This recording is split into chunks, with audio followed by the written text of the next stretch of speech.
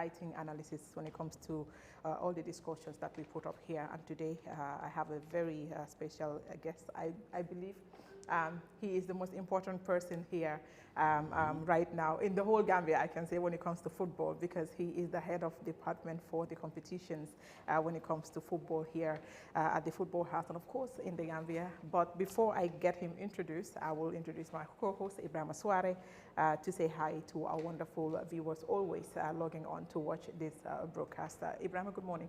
Good morning to you, and good morning to beautiful viewers, wherever you might be. And it's another interesting program we expect, as always. And like you said, having Pa here, it's going to be interesting because I know all of us are eagerly waiting when the first division matches, the final matches are going to be scheduled, the venues, the time we expect it to be 4:30, but it's all inclusive.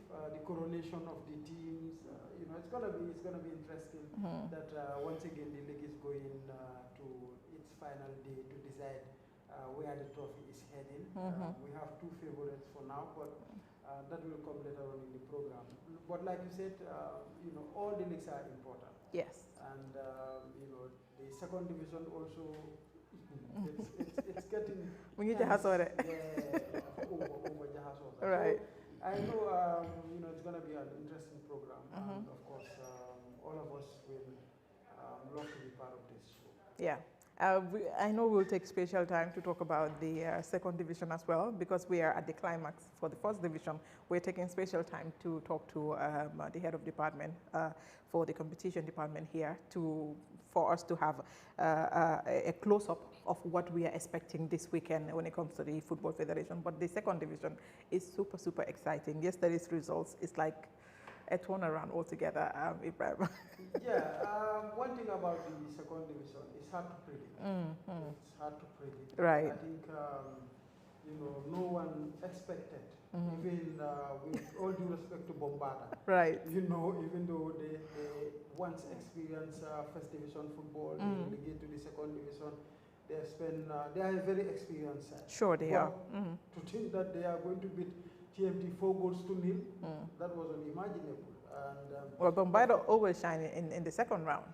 Yeah, they are more of a second round team. But this season, TMT, even though they are new into the league system, they proved to be the team to beat. Right. And of course, Tallinn fighting relegation, also drawing against BST Galaxy.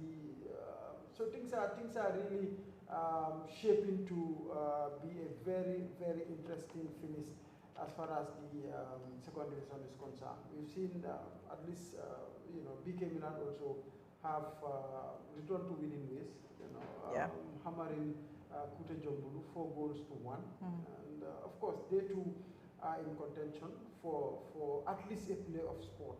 I know they are going out for an automatic qualification spot, but for now is TMT and BST. They are occupying those two spots, and we have the likes of Elite, coming up. Bombarda is also fighting to at least get a playoff spot, which is going to be difficult. GPA also is around. For me, are really heated in the second division. Interesting times ahead, especially with the second division. I mean, it's almost done for the first division. At this juncture, I'd like to introduce my guest for this morning. Babakar Diop is the head of department at the competition department here at the Football House. Thank you very much for joining us, and we look to a very fruitful discussions with you, Mr. Diop. Thank you, Mariama and Ibrahim.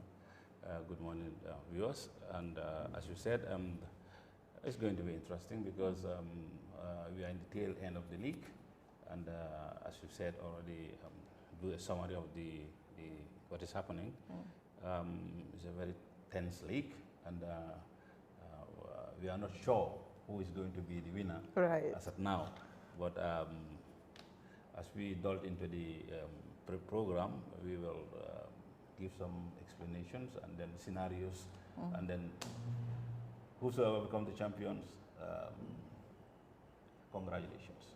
Absolutely, absolutely. Before we come to the end of season arrangements and of course logistics, I'd like us to delve into the season altogether. We've seen last season was competitive, but you know, Hawks coming on top, of course, 62. It wasn't a last week decider, just like we're having this time around.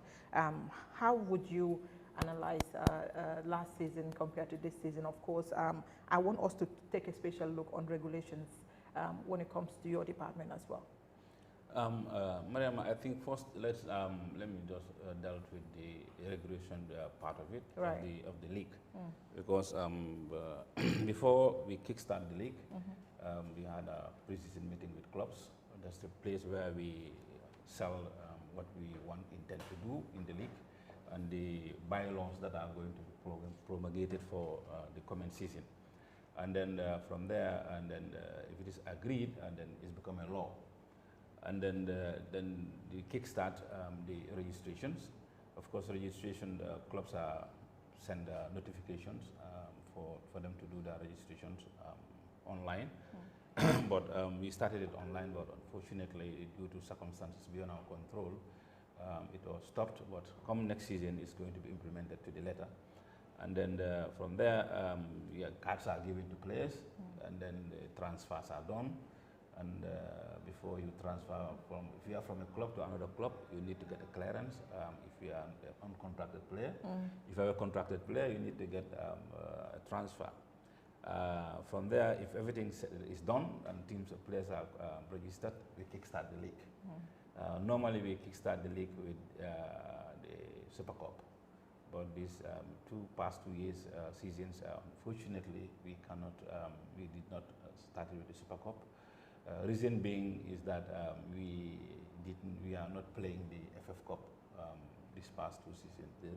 Also, the hindrance for not playing the FF Cup for this past 2 seasons is due to the lack of grounds.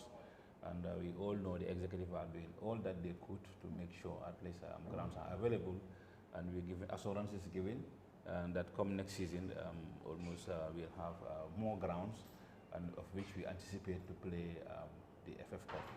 Also, the factors that led to us not playing the Super Cup is the late start of the league. Because notwithstanding this season, the league was started very late in January, and then it has to end in June because we have a calendar period. So, come next season, we'll, inshallah, it's our intention that we'll play the FF Cup, so that the following season we'll start it with the normal Super Cup matches. In terms of regulations, how do you find it difficult as head of department dealing with all of these teams from first to the second division, both male and female, when it comes to all of this, adhering to the regulations, of course? No, it's, yes, we have some challenges once in a while because like those are minor, is when it comes to players' card. Some players are given, clubs are given their cards, and then they will take it, and most often than not, they will not appear for it to be signed. And then if you play that player, of course there's a fine is levied on that player for not producing the card. He will not be stopped from playing, but he'll be the club will be fined $1,000. Well, those are minor. If you come to the major implementation of the regulation, that one is minor. But the rest of the regulations, yes, clubs are adhering to. Interesting, Ibrahim. Regulations are very important when it comes to applying policies with regards to the competition, and understanding what Mr. Jope is saying is very important, and that, you know, that teams are adhering to some of these regulations that are being put up to them, because the meeting before or pre the competition is very important to let them understand how important these regulations are. Exactly. I think gone are the days that you know, some of the things that are, you know, keep happening, you know, they are normal. You know, now things are shaping up, teams are more organized, even though there is much room for improvement. Improvement, right? Definitely, but compared to previous seasons, teams are really improving because just seeing teams going for pre-season, camping in hotels, preparing for the league, as never before. I think that alone, tell us a lot about what the clubs are expecting, and of course the job that the federation is doing in terms of pre-season meetings. Now clubs are taking it much more seriously because they know what is discussed and agreed there. That is what is binding as far as the season is concerned. So I think kudos to the clubs, kudos to the federation also for structuring the league as it is now, that it's still an amateur league, we should remember. Yeah. But working towards professionalizing the league, I think we are on track. It's just amazing the amount of work that the competition department did this season. In terms of sticking to the fixtures, yes, I know there are one or two changes here and there, but compared to previous seasons, because they have grounds available now that they don't have before, and they are expecting more grounds next season. If that is anything to go by, I think the league can end as soon as possible. And of course, like he said, the FF Cup is also very important because this is a competition that gives chance for to third division teams, second division teams, to rub shoulders with the elite clubs. And I think it is the first competition of the FF, so not playing it for two seasons, I think, like you said, are reasons beyond their control. Yeah. But I think we should expect it to return next season, because I have people that are very eager about this FA Cup. Yeah. Because you will watch clubs during the FF Cup that you wouldn't necessarily see throughout the league season. So I think it's very important. But like you said, the league also it's quite amazing that we have maximum attention from the Gambian, from the general public. People are falling in love with the league, with the way things are going, goal scoring. The top goal scorers are also competing. There are competition in all fronts of the league, and that is very important for Ibrahim, as you said,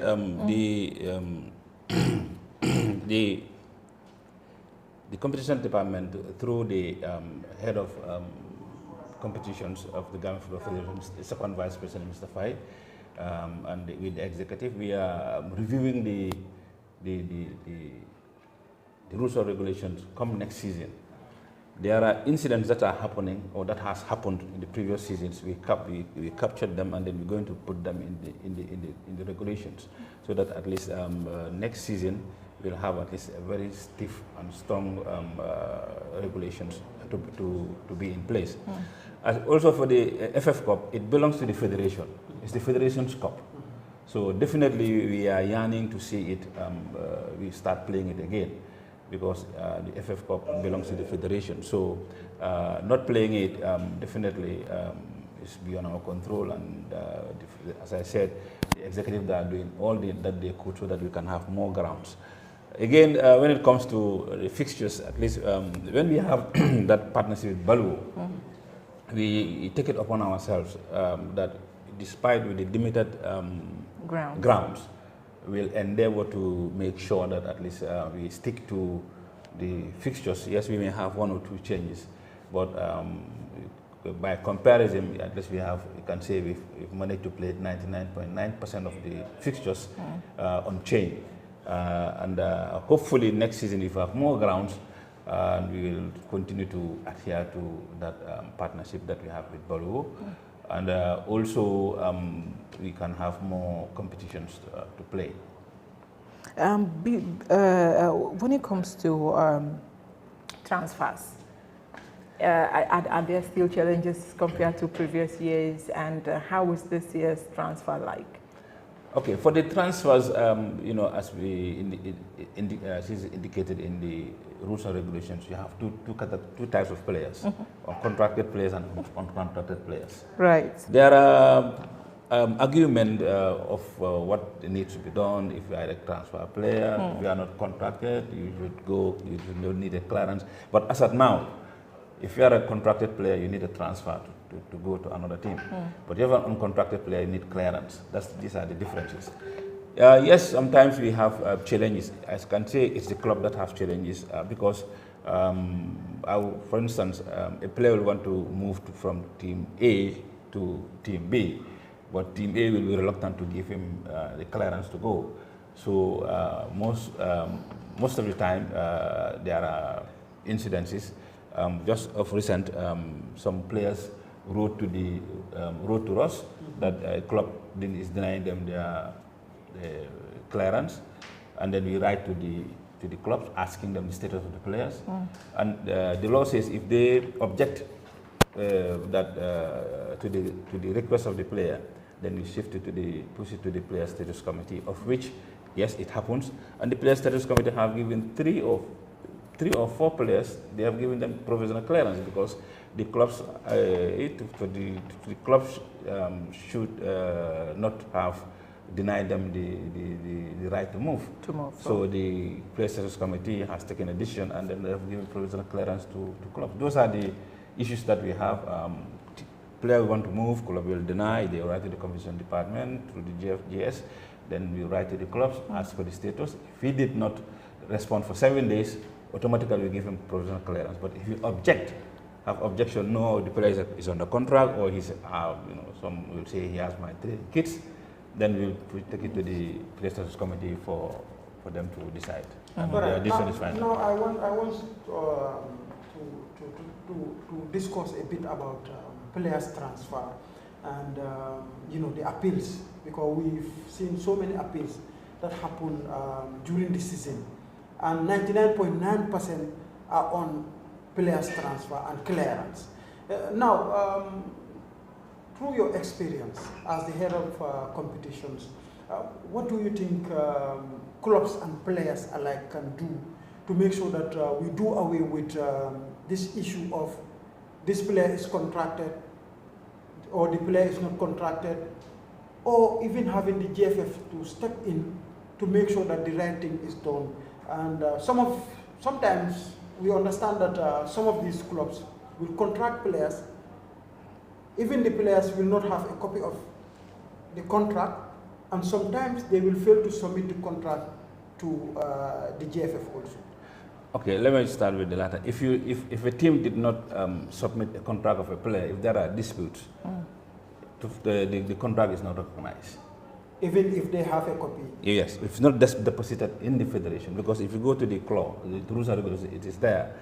You have to register, must submit. It's a big MUST.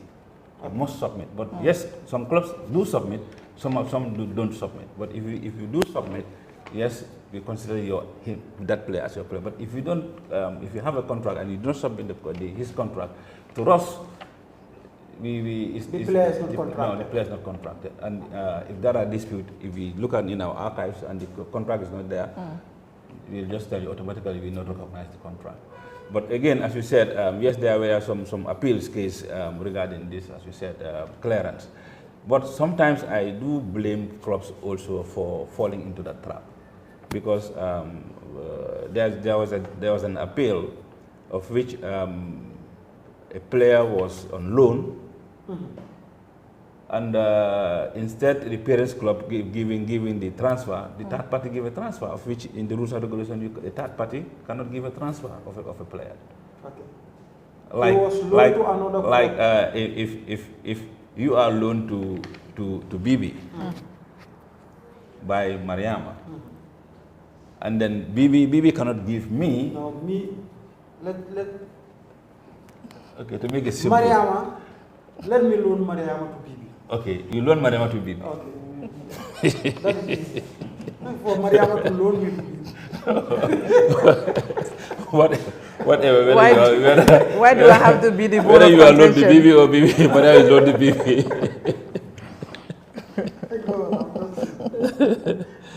But it's like this. A parent club, a player on loan cannot be transferred by the third party.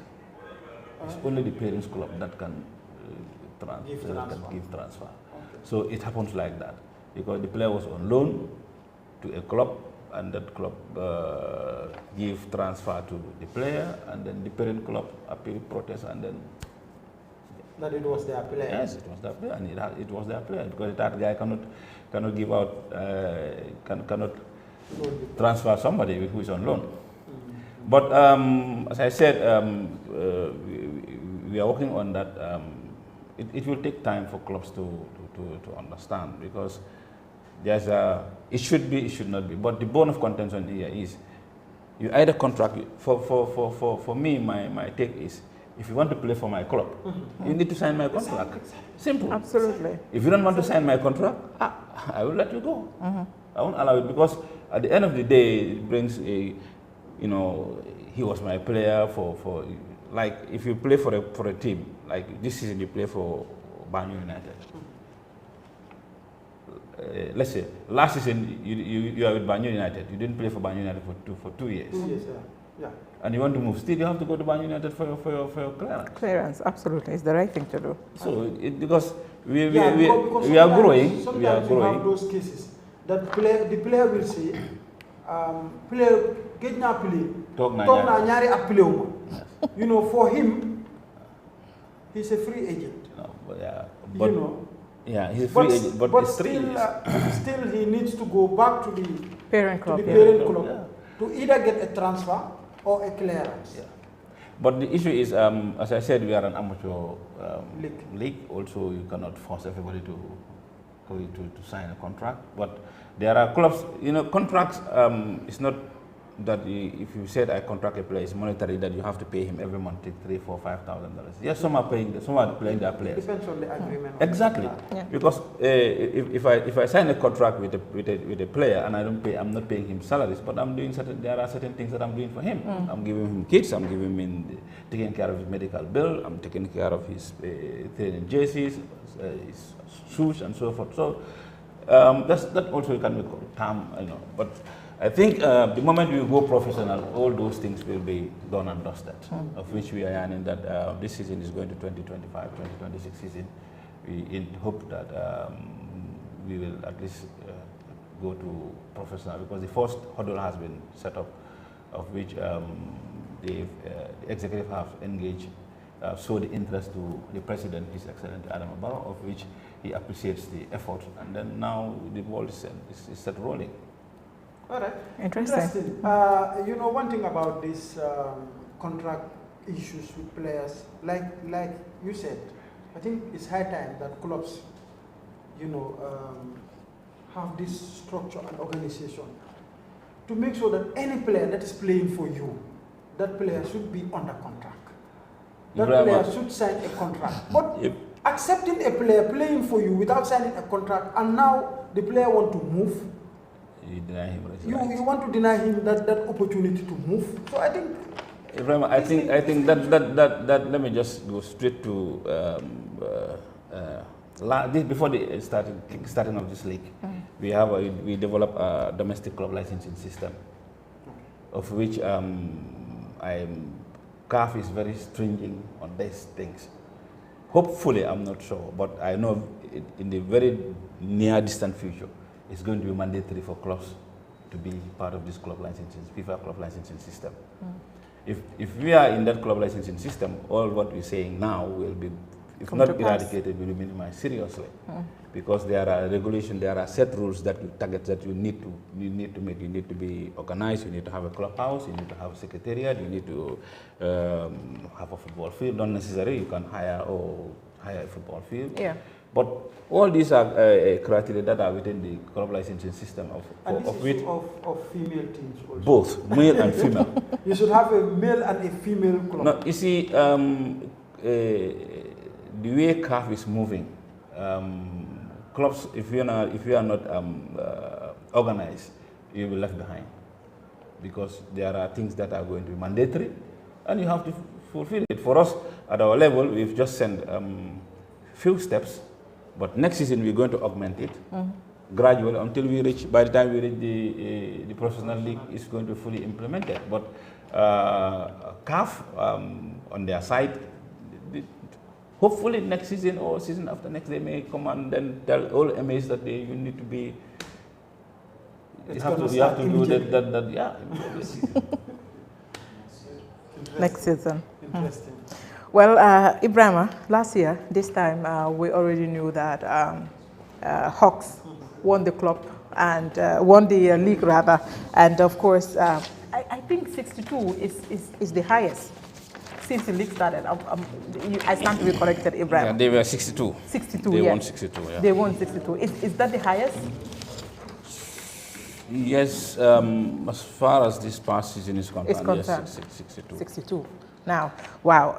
Now we are going to the last week of the season, and Falcons, Real de Banjul are just up there and hoping, fingers crossed, that one of them will be league winners. The end of season arrangements. How is it like for the competition? We know you have been very, very busy. The matches have not been easy at all. How are you summing up the season? Okay, for the summing up of the season, we planning to do the coronations on the day of the league is win, because as it stands now, Real and Falcons are battling to become champions. So the coronation will happen on the spot.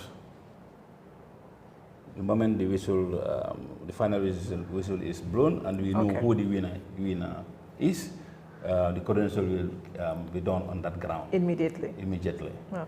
And then that's what we've planned, and that's how we want it to be done, because logistics arrangements are in high gears. And then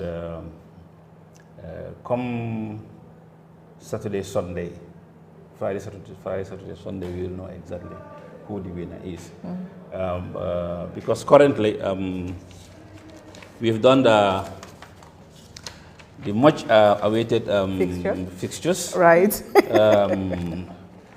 Which is we also before we did the fixtures, we put the table in front of us, and then we look at the probability who is to play who, because those who are in the fighting for relegations, and those who are fighting for promotions, and those who are in between. Then we look at this, and then we make the fixtures according to. Mathematically, we have 3 teams in contention for the title. Well, yes. Fortune. Mathematically, we have 3 teams. Yes. Fortune is not yet out. No. Even though their chances is very, very slim. Yeah. Because when it comes to goal difference, they are way behind. But who says they cannot win the league? It all goes to the last. It reminds me of as you said, we have matches that are to be played simultaneously. Those who are at the verge of relegations, let me just read it as it is, as we made, and I'll go to the table, and then we'll discuss a little bit on that. Right. That's week 30. Just a minute. Okay. You get on the 23rd. You have Banyu United, because we all know the rank of the position of Banyu United. Yeah. And then Banyu United will play Marimo. And then the GAF will play Walidan. Then PSV will play Samga. This is on the 23rd. It is the 23rd. 23rd. Because. So Banjul United already they are safe. Yes. They are safe, and not much to play for as far as they are concerned. And PSV Ringara, they are confirmed relegated. Confirmed relegated, yes. So having them and the likes of Samga playing, I think that is fair enough, because for them they are only playing For PSV, it's playing for pride. Yeah. The likes of Banjul United, Samga, they are playing to up their, maybe their Exactly, because their PSV is already down. Then the 24th. Yeah. That's where the relegation battle. yes. Wow. Because you get Brikama United will play Fortune. Then Wabanjul will play in Brikama. Wabanjul will play Real in Banjul. Steve Biko will play Falcons in Bakau.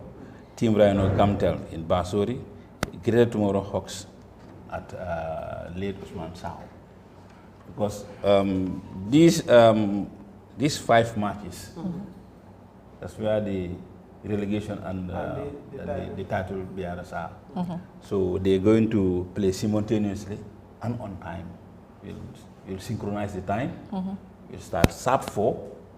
All matches will start 5 sharp 4. And then today, last dot. And as I said, we're going to do the coronation on the ground. For that day, I don't know where we will be. I want to whether ask we'll be that. in Banjul, but I know we'll stand somewhere near. You guys should have a helicopter. I say you have a helicopter. I don't know, but I know.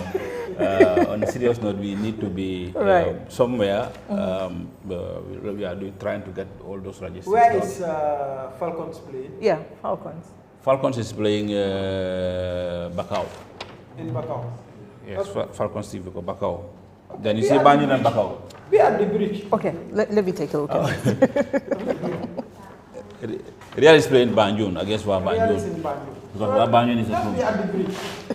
The bridge. Between Banjul and Bakau. When Steve Biko was playing that year, I think it was in 2014, when they won the league. Yeah.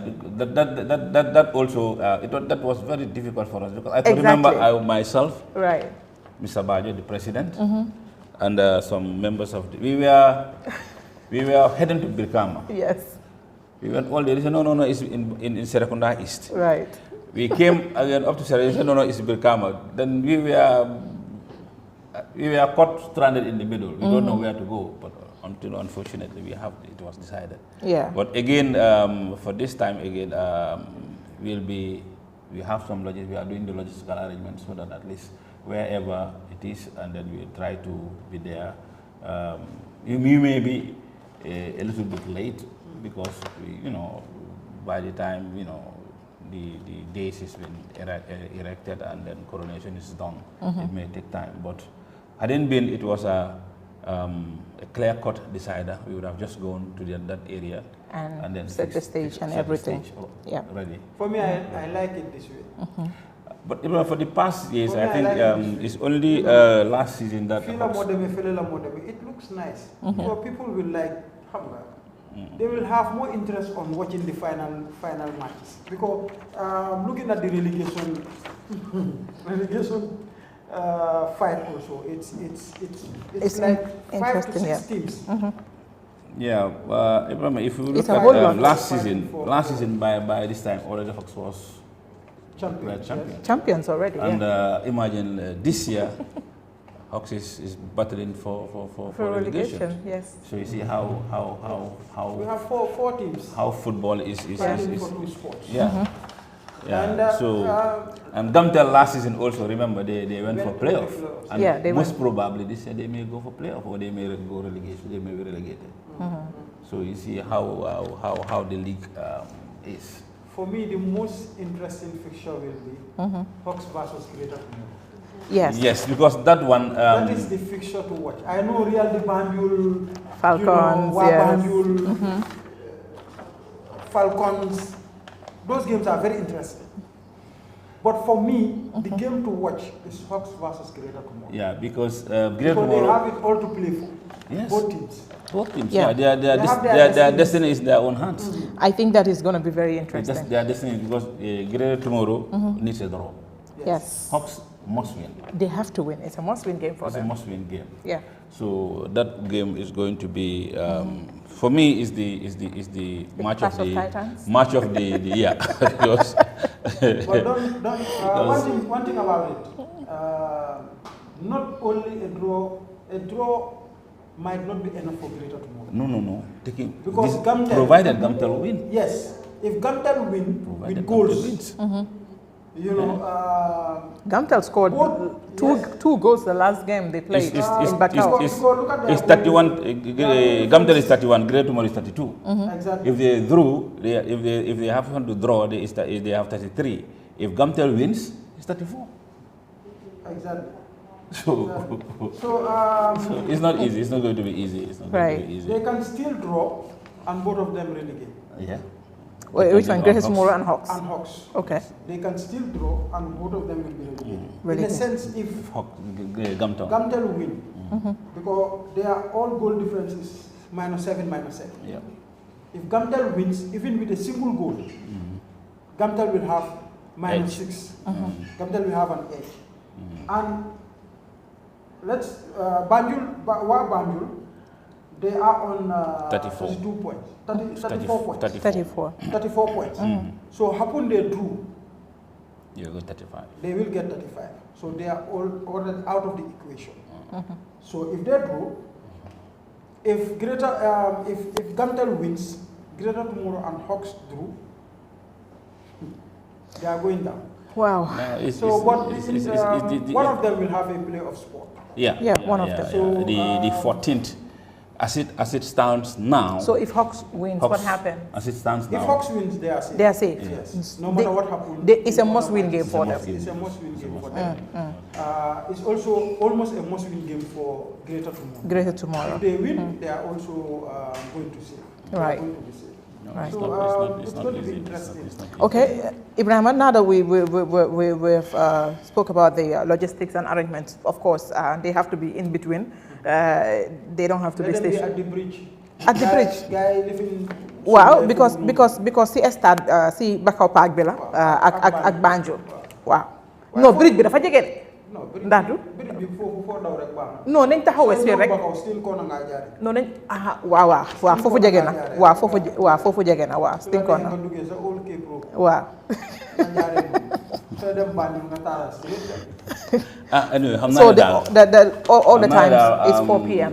It's going to be hectic, but we'll see how best to make sure that at least we meet the coronation deadline. Okay. Time so that at least we can do the coronation. Jubilation si tew la de gina da. Wow. You think you have come welcome. I think that will be interesting. Now let's talk about the money. I know the league has been going on, and a lot of people are talking about the money. All the players all the teams are, really trying to make sure that they win the league and all of that. So let's talk about the cash rewards for this league. Okay, Madam, for the I think we have to, with all due respect of the previous executives, I think we have to give a kudos to this executive. Right. Xam nga Gambia na wax neexut soo waxee rek ñu ne ma nga pressing. Waaye nag no, if you say wax dëgg sax you are pressing, but Ibrahima, sometimes if I'm paid to do the job, if you said I'm pressing it, I'm happy to do so. Why? As I said, for the first time, the league price is taking to a level where at least when it was announced, all the clubs were happy, and then they because it is, I can say, almost 100% or 80% increment from the previous winner, because this season the league Division 1 winner will go home with $1 million, and then the second, the first runner will go home with $500,000, 500,000. 500. The third position will go with 250,000. So it's worth playing to the last dot to become a champion. And again, you're going to be given gold medals. All the 44, because the 30-man squad, and then the 7 registered players, they will also be given medals, and plus the backroom staff, all of them will be given medals. In total, 44 gold medals to the winner, and then a giant trophy. So these are the cash prizes for Division 1 as of now, and we're going to give a giant trophy. So it's worth playing to the dot. Interesting. 1 million going for grabs for the for the top team of the season, and 500,000 going for the second, and the third, of course, $250,000. Very impressive, and we must say a big congratulations to the executive, for putting up such an amount, because this is really a very good initiative, because players have been, or teams rather, have been talking about how much expense they do with their campaigns and transportation and all of that. Now, if you have a whopping 1 million in your account for preparation of next season, and of course give a little token to your players, that is really something worth to look forward to. And yes, congratulations again, of course, to the executive. But let's take a look at the decoration. What are we expecting? Last year we saw a massive one because it was at the Independence Stadium, and the decoration was massive. Are we looking forward to the same decoration, considering the fact that we do not have a winner right now? Is it going to take a lot of time for you to set all of those decorations in place? That's why I said we're putting on logistics, because it's going to we are yet to know who the winner is. And yes, we will decorate where the two games are. We will put chairs. You set up the yes, we will both set up venues. both venues. Okay. And then it's only the days that will be floating around with the trophies and medals. And then from there we'll know. The moment they said it goes to Banjul, we rush to Banjul. If it goes to Bakau, we rush to Bakau. For Fortune, it's slim, but also they are on the watch. We also will be looking keenly at the results on that very day, and then as the game goes on, we'll have our pens, and then we do our maths. If it draws, it's this. If it wins, already we've done it. But if it wins, it's going to be this side, and then we'll see how best. Because we're going to decorate the two grounds of where the potential winners are going to play. Can we know the officials for this ceremony, or the officials that are going to be in charge of these matches? Match officials, referees. No, they are yet to give us the names, but we have a discussion with them that it's a crucial game. They have to bring referees that are of that standard, and fortunately they are having their MA Elite A training.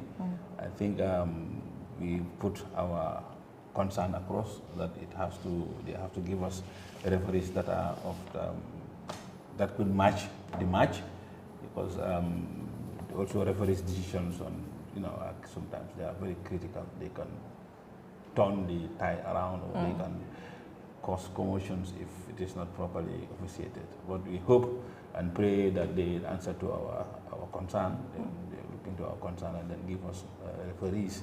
Not only these two games, but all the rest of the games. Across the board, yeah. Across the board. So we told them these are deciders, because somebody's life is on the line. Yes, yeah. Challenges and successes. What would you term as the biggest success of the league, and of course, when it comes to challenges as well? Because we know you have a number of them.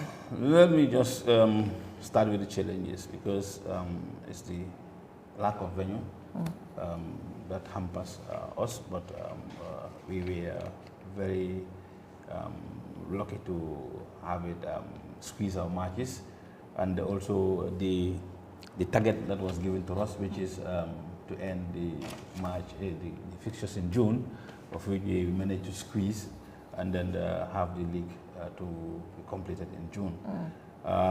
We will also want to, the other challenge that we have is this home and away fixtures, but we managed to have it minimize optimize the field that we have, so that we give everybody your home ground. But what helped us, they gave us alternative second choice, and then a third choice. So if you cannot fix on your first choice, then you fix on your second choice. So if you cannot fix on your second choice, you fix on your third choice. So if it close to understand, and then that's where we are today, and then we have minimal consideration of change of fixtures. The success is that before the league starts, the ESCO, we gave them our budget, and definitely they honored the budget to the last drop, and then we did not have, we did not owe arrears because teams were giving their preparatory money, yes, and we were giving transport funds equally to clubs that are traveling to Basori and then to Jarasoma. And we've paid them the first half, and then the second half we're just going to, we are tabulating them to make sure that we pay them their monies. Also, I think the zooming of the league on by the federation's media and Baluwo also give some credit to the league, because it's been its visibility. Because some matches, if you just look at the viewership, you cannot just imagine. People will call us every day. We have to send the link. We have to send the link every day to people so that they can watch, especially people outside the Gambia. People, they call us. We send them the links every match so that they'll watch those matches. I think on North South, definitely. We are pleased with what we've seen, and then hopefully we'll add up more so that next year it could be more organized, and then we have Lumanka on the New York. Countdown, see, I think that is one of the biggest successes of the league as well. They were very, I mean, when we say 4, it's 4. I mean, that also I think is something that the competition department should be commendable for. Yeah, and increasing the number of match commissioners, coordinators, yes. I think, for us, we benefited a lot from that. Yeah, we cannot be everywhere. Yes. Yeah. There was a time I even teased the commissioners, and I tell them, now you are a reporter, because I said every goal scored they put the minute and the name. Yes. But that's what we expected, because we want to entice people to know that this is happening. And of course, thanks to the commissioners and coordinators, they delivered. And then also the regular coming out of the table also helps us a lot. It helps us a lot. And then we introduced, it was a test. We introduced a countdown. Countdown, yes. The first 3-4 weeks. I think it goes up to the second midweek of almost 4-5 weeks of the first round. It was a test that every game we'll send that very countdown from the time the teams should arrive, the commissioners up to the kickoff time and everything, for warming up everything. Yeah. And then we seen that we have some challenges, and then we stopped it. But come next season, it's going to be mandatory. Every game we send out the countdown. And also the commissioners will be trained intensively, because we see some problems of which we will like to upgrade in the next season, so that we can have a more organized league. matches. Yeah. Now let's talk about the CAF competitions. We know there is no FF Cup, like you highlighted previously. How are teams going to participate in? We know of course, the Champions League is the priority, and the winner of the league will obviously go for the Champions League preliminaries.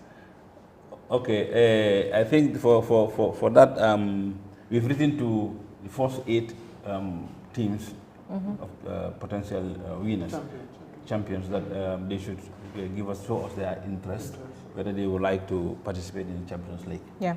The letter was sent to the clubs, and then the deadline for registration was also set to them.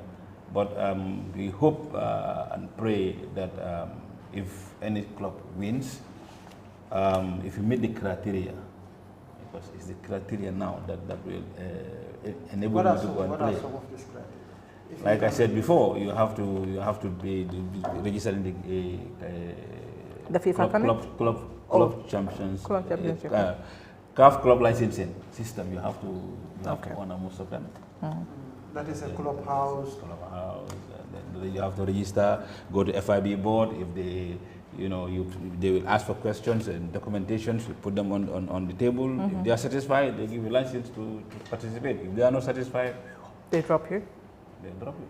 Wow. So which team is going to, how is the selection going to be done for the, let's say the CAF Confederation Cup? That one I'm not sure, but with my experience, I think there was a time we give the second position the chance to participate, but it also rests with CAF because you need to inform them, and then if they agree, If they accept, then it's it. But I know for the club league champions is the league winner that is registered, and which currently we don't. By now we should have sent our registration to CAF. But as the league, as almost is still going on, and we don't know the winner. But let's hope and pray that whosoever wins go to the Champions League. We are coming to the tail end of this program. Tell us, when are we expecting to start? Next season. Next season, yes. Next season, we are anticipating to start it in October or first week of November, because there are calendars. The Super Nawetan is coming, then the Super Nawetan. Immediately after Super Nawetan, we're going to play the league. Okay. Let's cross our fingers. I can say for certain that it will be in November. November. It could be it could be in October, end of October, depending on when the Super Nawetan ends. But I know for November we're going to kickstart, inshallah. Okay. Well, interesting discussion, Ibrahima. Maybe if you want to add up anything. The female league also, it's on. Let me just touch on those one, because I want us to take a special time to talk about the female. That will happen. I think as you said, the female league, first and second, they are on high GS. Yes. They are on. Division 2, we have 4 weeks to go. At least 4 matches, I think. 4 matches to go. And then also at that level is as tense as the first division, because currently it's just 2 points. 2 points. It's a point. It's a point. Brikama and Prisons. No, I mean Division 2. TMT and League BST. Division 2. Division I'm talking 2, yeah. about the female. Yeah, male league Division 2. That one it's is just 2 points. 2 points. Yes. So and 4 games to go. Also that one we have a special three games to go. We have a special discussion on that, and then that of women football. Yeah. And then we can dissect each one separately, so that at least we know what is happening on these things. But overall, the league definitely has been competitive since this past years. We've seen that winners are decided on the last minute. The relegation is also decided on the last minute. So I think we are moving in the right direction, that we want our football to, the direction that we want our football to go. And then the only appeal that I will do is for people to come and watch our games. Yes, people are coming, but we need more people to come and watch. I think BST against TMT in Banjo. In Banjo. That was like a Super Nawetan game. Yeah. But this first and second. It's first and second, definitely. It was jam packed, definitely, and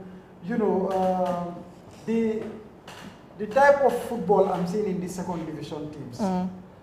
I believe if they make it into the first division. You see, it's not second division. They will not be in second division. In second division, every game is a final. Sure. Yes, every game. Sure. Because you play for promotion.